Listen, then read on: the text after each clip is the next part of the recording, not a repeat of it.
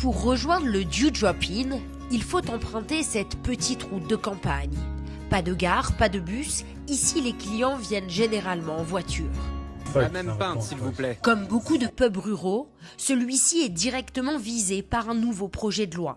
Le gouvernement veut abaisser le taux d'alcool au volant de 0,8 à 0,5 grammes par litre de sang, une mesure qui divise les clients. C'est absurde, ça va tuer les pubs de campagne. On ne meurt pas à cause de quelqu'un qui a bu 1 ou 2 pintes. Les accidents, ce sont des gens qui ont bu 6 ou 8 pintes. J'ai bu une Guinness sans alcool et c'était très bien. Je serais même favorable à un seuil à 0, comme dans certains pays d'Europe de l'Est. Marius Pretorius est propriétaire de ce pub depuis seulement 2 ans et pour lui, c'est un nouveau coup dur. On fait déjà face à de plus en plus de difficultés, le coût de la vie, les factures d'énergie. La liste est longue et cette réforme vient s'ajouter à tout le reste en rendant les choses encore plus compliquées. L'an dernier, près de 300 personnes sont mortes sur les routes à cause de l'alcool au volant. Mais la presse conservatrice dénonce une mesure contre-productive et lance une campagne pour sauver les pubs.